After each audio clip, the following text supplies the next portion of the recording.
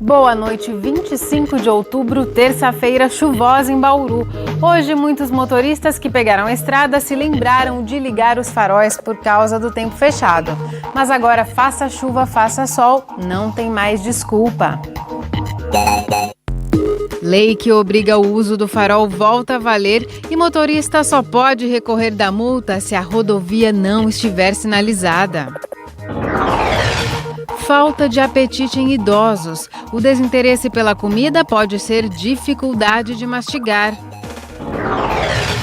E você vai conhecer a história da Leandra. Com uma deficiência física severa, ela se formou jornalista e veio compartilhar essa experiência com alunos do curso de comunicação da Unesp e também aqui no Unesp Notícias.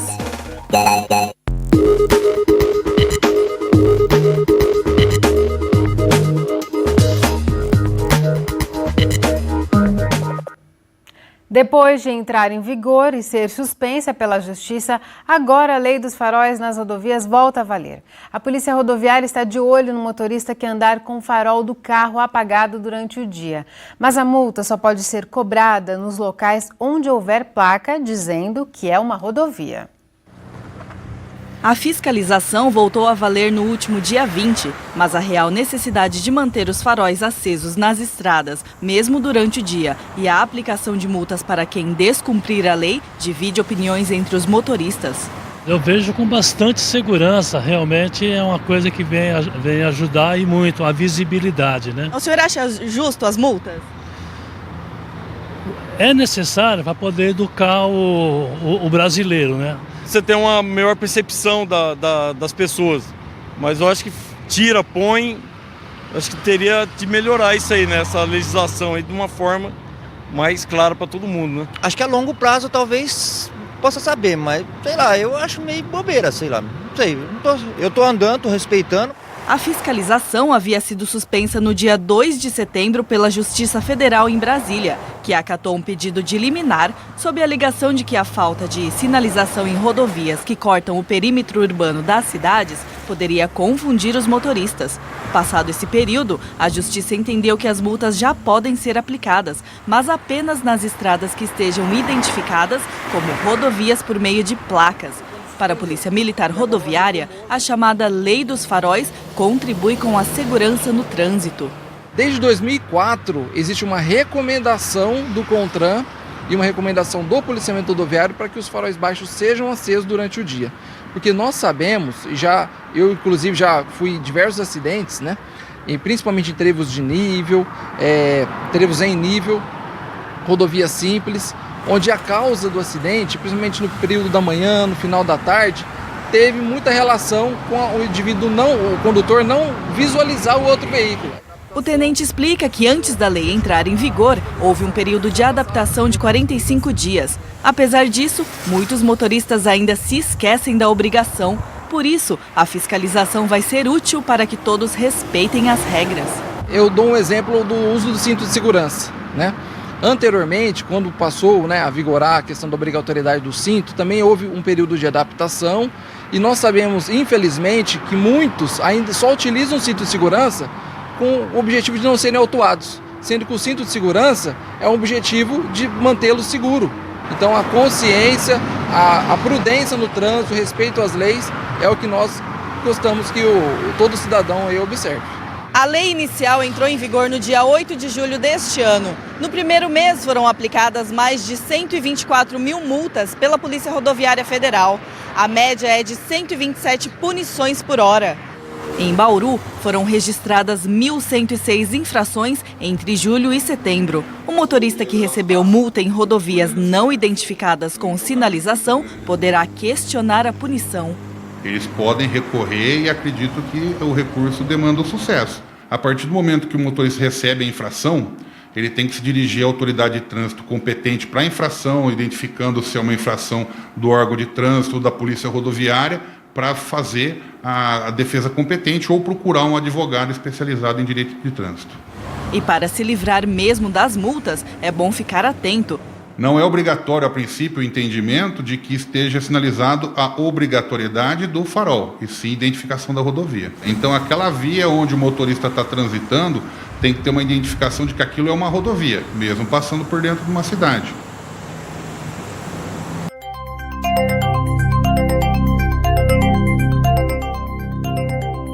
De ontem à noite até agora choveu 49,5 milímetros em Bauru, um volume considerável que já deixou outubro próximo da média de chuvas esperadas para o mês.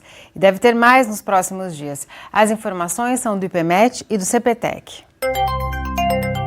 Amanhã o tempo deve ficar mais estável em todo o estado, mas ainda são previstas pancadas de chuvas no fim do dia.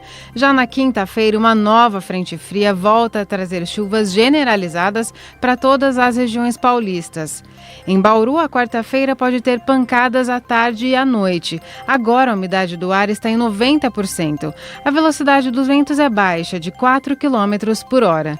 Comparando com os últimos dias, a temperatura caiu bastante hoje, mínima de 18 e máxima de 23. Amanhã os termômetros devem variar entre 21 e 32 graus. Depois do intervalo, a gente fala de um problema comum na terceira idade, o desinteresse pela comida. Mas o que parece ser falta de apetite pode esconder a dificuldade de mastigar, que aparece com o avanço da idade. Você vai saber o que fazer daqui a pouquinho. Voltamos já já. Os vereadores de Bauru aprovaram ontem na sessão da Câmara uma moção de repúdio à proposta de emenda à Constituição, a PEC 241, que limita os gastos do governo federal. A moção foi proposta pelo vereador Roque Ferreira e estende o repúdio ao presidente Michel Temer e ao ministro da Fazenda Henrique Meirelles. Manifestantes lotaram as galerias para pressionarem pela aprovação. 8 vereadores votaram a favor e 7 contra. Os contrários são Artêmio Caetano Filho, Francisco Góes, Miltinho Sardim, Paulo Eduardo de Souza, Renato Purini, José Roberto Segala e Thelma Gobi. Agora uma dica para quem pensa em abrir um negócio próprio ou já tem um e quer saber como atuar nesse momento de crise. Uma parceria entre o Sebrae, a Prefeitura de Bauru e o Senai vai oferecer capacitação para microempreendedores durante os meses de novembro e dezembro. Todos os cursos são gratuitos e oferecem capacitação completa para a gestão de pequenos negócios. Quem nos dá mais detalhes sobre o programa é a Aline Fogolin, ela é gerente do Sebrae Bauru. Aline, que tipos de cursos vão ser oferecidos? São mais de 200 cursos em mais de 18 segmentos diferentes. Oferecemos gratuitamente para os MEIs, lembrando que são aqueles profissionais que são, depois que abrem a sua empresa, o microempreendedor individual, nesse grande programa do Sebrae São Paulo, que é o Super MEI, beleza, construção civil, automotivo, dentre outros setores. A partir do momento que ele se inscreve, num sistema que o Sebrae mesmo administra, formamos a turma e entramos em contato com esse empreendedor. E assim, a partir do momento que a turma está formada, ele vai ter acesso a essa trilha de gestão, de conhecimento e de capacitação. A partir desse momento, ele já entra em contato e ele vai receber toda essa capacitação gratuita. Além dos cursos de gestão, vão ter cursos práticos também, então, né? Exatamente, a gestão e a prática juntas, para que ele possa absorver a maior parte desse conhecimento e depois implementar dentro da sua própria empresa. Certo, muito obrigada pelas informações, Aline. Então, só para lembrar, as inscrições podem ser feitas no site do Sebrae, pelo 0800 ou ainda na Casa do Empreendedor em Bauru. Marisa Sei para o Nesp Notícias. O assunto agora é saúde. A gente fala de um problema comum com o avanço da idade, a falta de interesse pelas refeições. Mas o que parece ser uma perda de apetite pode revelar dificuldade para mastigar e digerir. Dividir a alimentação em várias porções diárias pode ser um caminho. Dona Aparecida mora numa casa de repouso em Bauru. A aposentada conta que no local recebe de 6 a 7 refeições ao dia. A alimentação oferecida tem acompanhamento da nutricionista. De manhã às 7h30 é oferecido um leite, café, mamão, pão com manteiga, queijo. Depois às 11h30 é servido um bom almoço. Aí nós temos o suco, temos sempre uma sobremesa, um arroz doce, uma canjica. E às 3h é oferecido um lanche. Às 6h, 5h30, 6h é oferecido uma sopa. E às 9h a última refeição. É servido um lanche com bolacha, um leite com tó de pão, manteiga, né?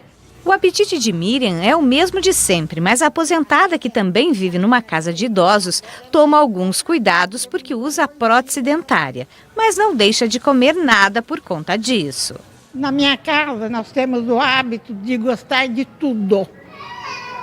Então, nunca teve problemas. Gosto disso, gosto daquilo, gosto mais de carne de porco, menos carne de boi, carne de vaca, carne de frango, qualquer pedaço.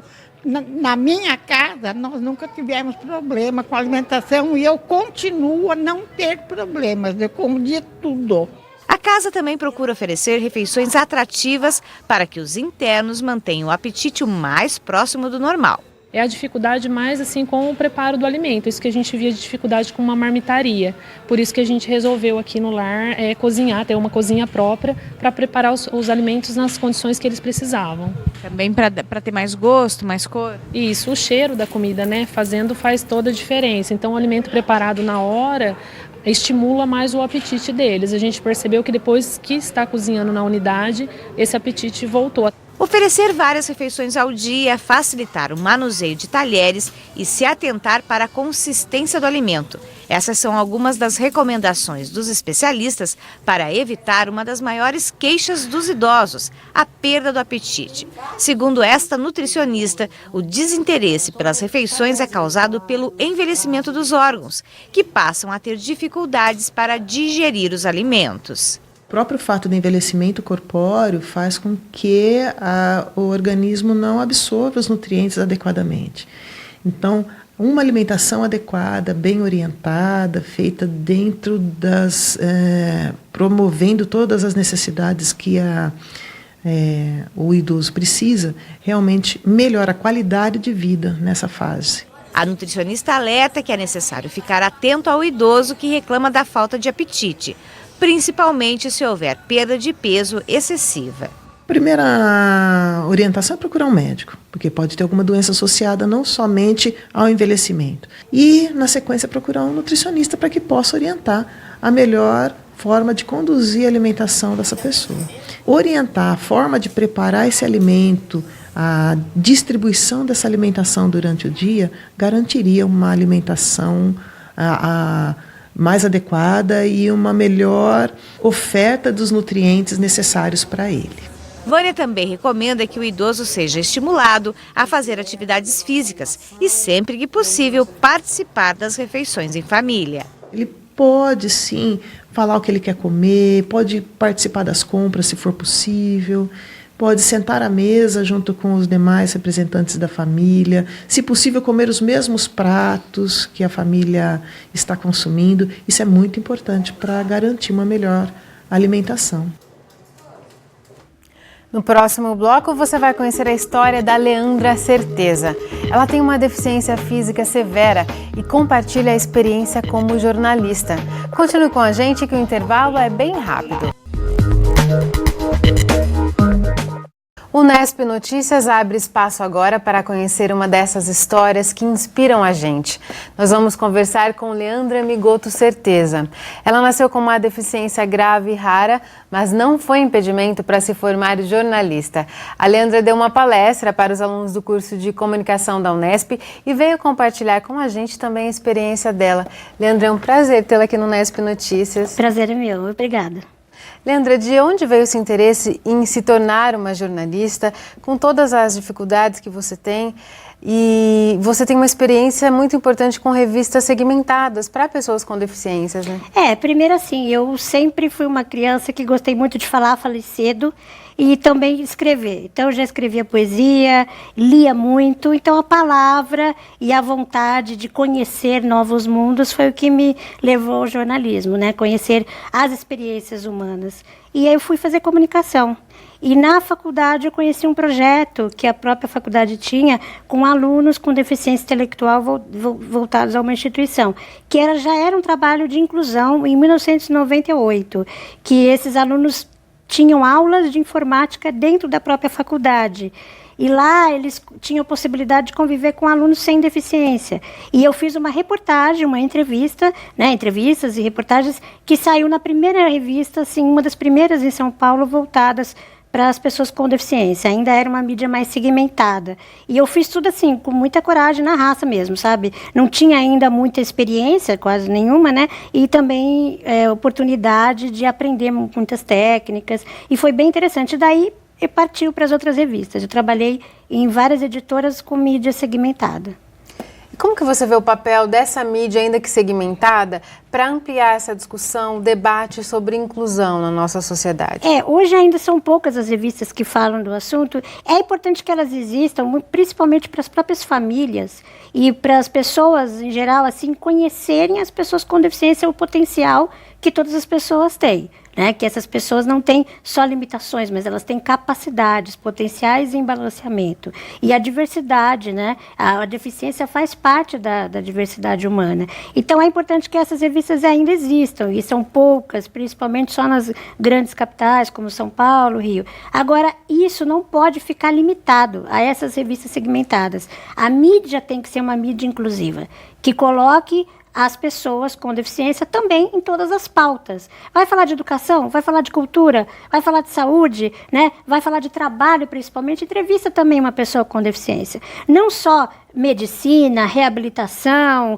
coisas voltadas às instituições de pessoas com deficiência, mas de uma forma transversal, porque, como eu falei, as pessoas podem ter necessidade de utilizar uma cadeira de roda, uma muleta por um acidente. As pessoas vão envelhecer, né? Então as pessoas podem ter um problema de visão ou de audição. Então isso não pode estar separado das outras pautas. Então hoje a imprensa, de uma forma geral, a mídia, ela trata o deficiente de forma estereotipada ainda? Ainda é muito estigmatizada, muito estereotipada. É sempre aquela coisa, herói ou coitadinho. E um grande exemplo de superação. Ou então, nossa, coitados, eles ainda são incapazes de chegarem lá. Não, né? Hoje em dia nós temos jornalistas em grandes emissoras trabalhando em cadeira de roda num programa de variedades no domingo, por exemplo. Tem jornalista num grande veículo de comunicação impresso, num jornal, escrevendo, colunista. E tem, não sei se vocês sabem também, teve um filme em que os personagens principais, os protagonistas, eram pessoas com síndrome de Down. Então, as pessoas estão conquistando o espaço e elas têm que aparecer conforme elas são. Né? Não só uma matéria para falar da deficiência, para falar da dificuldade. Claro, é importante que fale da falta de acessibilidade na sociedade, né? Da discriminação que ainda as pessoas passam, mas que não se limite a isso, que mostre a capacidade das pessoas como todas as outras. E como que os meios de comunicação, eles estão preparados para receber os profissionais que têm algum tipo de deficiência? Ainda está bem no começo mesmo. Até porque existem leis que tem que ter Libras, que é a língua brasileira de sinais, um intérprete em Libras, a audiodescrição, que é um recurso para pessoas com deficiência visual, e também o closed caption, que é a legenda oculta. Então, primeiro que tem que ter toda essa tecnologia, né? As televisões e os sites têm que ser com portais acessíveis, tudo tem que estar acessível, porque senão nem o próprio telespectador com deficiência e as pessoas, né, os leitores, vão poder conseguir ter acesso a essas informações. Agora, em relação ao mercado de trabalho especificamente, é muito difícil ainda, porque aí é difícil para qualquer outra profissão, por causa da falta de acessibilidade física, transporte público que ainda não é acessível e falta até de um nível educacional. As escolas ainda também não são todas inclusivas, então muitas vezes as pessoas não conseguem ter acesso a uma universidade para depois trabalharem como jornalistas. Para mim foi um caminho muito difícil, muito cheio de discriminação e preconceito, mas eu também escolhi trabalhar com veículos segmentados, mas ainda tenho vontade de trabalhar em veículos abertos e que não sejam só voltados à temática da inclusão, mas ainda existe muita discriminação ainda. E esse é o principal impedimento para o desenvolvimento desses potenciais? Sim, creio que sim. E que as pessoas, os profissionais, sabe, que trabalham também, não só os jornalistas, os diretores, as pessoas que coordenam as mídias, têm que abrir a cabeça, sabe? Não pode ter esse estereótipo, esse preconceito de que as pessoas estão isoladas e que vamos falar só das instituições em que elas estão, né? Pessoas com deficiência não vivem em grupos, em bandos, ou não estão só nas instituições, elas estão nas ruas. E elas precisam ser vistas e ouvidas. Então, através dos veículos de comunicação é o principal caminho. E a experiência da Leandra é muito vasta, né? Se você quiser conhecer mais sobre a experiência dela, você tem um blog, né, Leandra? O meu blog é Caleidoscópio, uma janela para refletir sobre a diversidade da vida. Então lá eu conto as minhas andanças por aí, né? E também falo de temas voltados à inclusão e diversidade, fazendo palestras em universidades, em escolas, em empresas, em órgãos públicos. E eu trabalho como jornalista freelancer também. E para quem quiser, então, entrar em contato com você, ter acesso, te convidar para uma palestra... É o meu e-mail, que é Leandra Migoto Certeza, meu nome, como vocês estão vendo, né? @gmail.com. Estou à disposição. Tá certo, Leandra. Muito obrigada por compartilhar parte da sua experiência aqui. Obrigada. O Nesp Notícias fica por aqui. A gente volta a se encontrar amanhã, às 6h30 da noite, ao vivo. Tchau!